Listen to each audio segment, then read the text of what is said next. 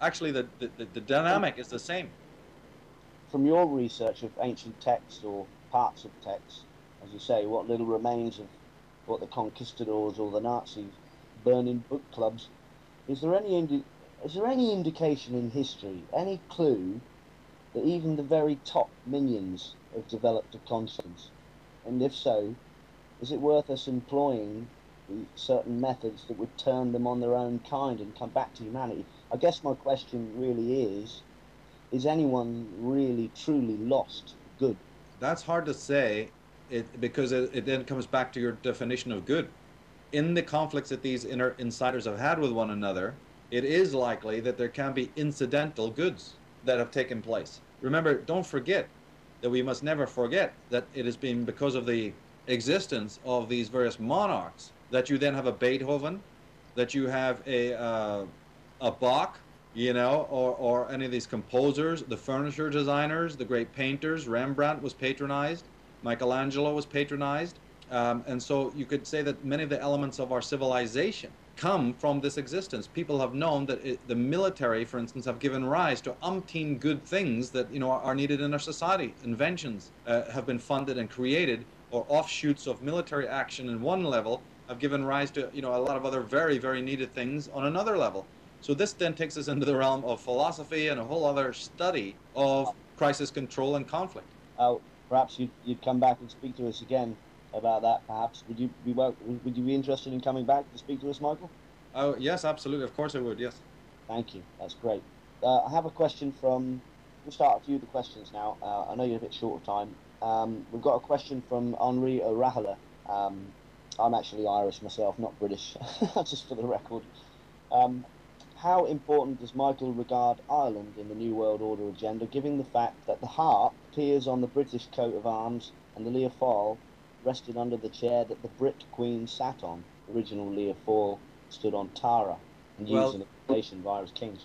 Well, I can refer the person to my work on Irish origins, and they need to go to the website, irishoriginsofcivilization.com, and look at the research I've got on there. It's overwhelmingly important. I have even gone so far as to say that none of the tyrannies that we've ever experienced in history, none of them, the chapter, volume 2's first chapter addresses this. No totalitarian system of ancient times or modern could have existed in the shape or form that it exists had the Arya been allowed to exist. One of the greatest genocides that has been unspoken, you'll always hear about the Druid genocide in Anglesey, but my God, that's like a tiny, matchstick compared to the worldwide suppression and destruction of the Druidic order, which, as I emphasized, was worldwide. It was not just something confined to the British Isles or France. And that destruction of those elders is the very reason why the weeds of tyranny were able to grow. Because the one thing about the Druids and that entire order was that they were brilliant at being able to cull out the negative traits, deal with the trauma.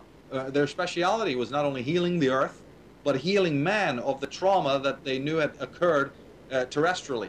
And then you might want to also say they dealt with the genetic complications that took place, you see. So this order were the doctors, the mendicants, and the keepers of wisdom.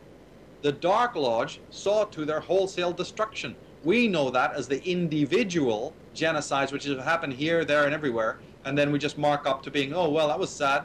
But we don't realize that's a conquest all over the world, a marked and deliberate worldwide global agenda to wipe out. That's what the witch trials were. That's what the destruction of the Huguenots were. Any enclave that preserved secret knowledge, particularly in Ireland, that country's history is awash in blood more than even people would even imagine. And therefore that then allowed an open field for the sorcerers to thrive. They had no more enemy, no more rivalry, you see? Right. It's been a monumental power grab over generations and people know that Cromwell's. Do they know that Cromwell was funded by the European Jews, Manasseh ben Israel, and so many others, these Atenists out of the Black Venetian henchmen, you see, who paid for his rifles, his guns, his muskets, and his armor? And then they talk about the statutes of Kilkenny that obliterated the Brehon laws, the ancient laws of Ireland, which is the oldest system of laws and jurisprudence in the world. Someone had asked a question actually about Brehon law. brought that up. Yeah, that's the oldest system of laws. Under the statutes of Kilkenny, Yes. the bards were literally hunted down and murdered in a very short time. In under 100 years, the Bardic Order. And then we have this lie now that the ancient Druids never wrote anything down. Yes, they did. It's just all that stuff was taken just in the same way it was in Egypt. Of course they wrote things down. That's a myth that they only had an oral tradition. They had an oral tradition, but they also wrote things down. But all that work, just in the same way as when the conquistadors went to South America, they burned thousands of books. But the Chaldeans, these are again Merovingian monks, who were ensconced in Ireland in Christian and also pre-Christian days. The Christianity we know is only the form of Christianity that's been told to us. Christianity under the name of Atonism existed in Ireland long time before the 5th century or the 8th century. You see, this is another big lie. The so-called proto-Christians that are more correctly known as Milesians, Atonists, Scythians, Gaels, these forces existed in Ireland pre the time of the rise of official Christianity.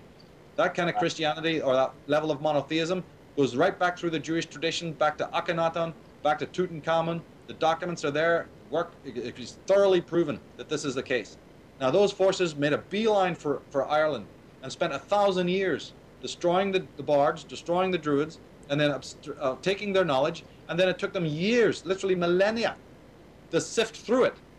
And after they'd sift through it and repackaged it, it turns out to be what we know to be the kind of monotheism and the kind of Christianity that came along later. Christianity and the monotheism we know throughout the world, including the Islams and the Judaism, is a hybrid, a cannibalization of that ancient monotheism, which is actually a very different kind of monotheism. Jordan Maxwell's even gone so far as to call it henotheism.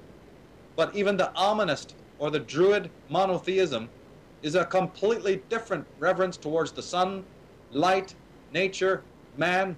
You see, then later it was plagiarized and utterly tweaked and twisted and corrupted by the Atonists and their descendants. And so when you see the rise of Greece and the side of Rome, the rise of Rome, apart from some very, very exceptional cases, all you're getting is that entirely skewed form of monotheism. This happened with the Scythians. The Scythians were incredibly pure. The original Scythians were connected to the Irish megalithic peoples. But a certain group, at a certain time, especially the group that had relationships with Egypt, with the pharaohs, became entirely corrupted.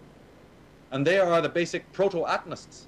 They broke away from the original megalithic traditions for God knows what reason. The reason will never be known. But they became corrupted. And they were red-headed and green and blue-eyed. And this is the strain that entered into Egypt, probably as the Hyksos, which the Bible knows as the Israelites, you see, and the Judites. It's them. And these were originally people from the West. And now we find out that the dynasty of the 18th dynasty, Tutankhamun's own DNA, is literally of Western origin, which implies that his mother and his 6 sisters, and possibly even the father, Akhenaten himself, were also of Western heritage. That's that Scythian Hyksos connection that I go to in the book. So the rise of the previous questioner who was asking about the significance of the Irish and the Ireland need to know about the Scythian people, the Scots. They need to know about them and how important world history is in the context of the Scythian race. Well, it's our hope that humanity may well be able to reclaim some of this knowledge for our benefit, for the people's benefit. One of the other questions was, can you ask Michael if he has any opinion of what Soma was? Well, that's a huge story. Mostly all I can say about it is that, yeah, it might have been a physical concept, but then we have to also be very conscious of the fact that these terms were used mythically. There's also a sexual, you see, aspect to this with the phallus of Shiva and all the rest of it. But ultimately, what I think is that Soma is nothing more than a metaphor for knowledge, the sweet understanding, or the sweet level of awareness that comes with a realized person, in which everything in life becomes sweet. You actually see this metaphor in Calvary, when the whole dynamic of Christ asking for wine but being given vinegar. If you actually analyze that esoterically, it's about the Soma. It's about the fact that when the soul is leaving the body, then all the worldly things, all the things of the flesh, become like wounds. That's what the 5 wounds symbolize. The 5 wounds are nothing but the 5 senses. And when the soul is abstracting from the body, it sees the worldly senses as being lower and meaningless. That the sweet wine, in fact, does taste like vinegar. There's a mystical tie-in here.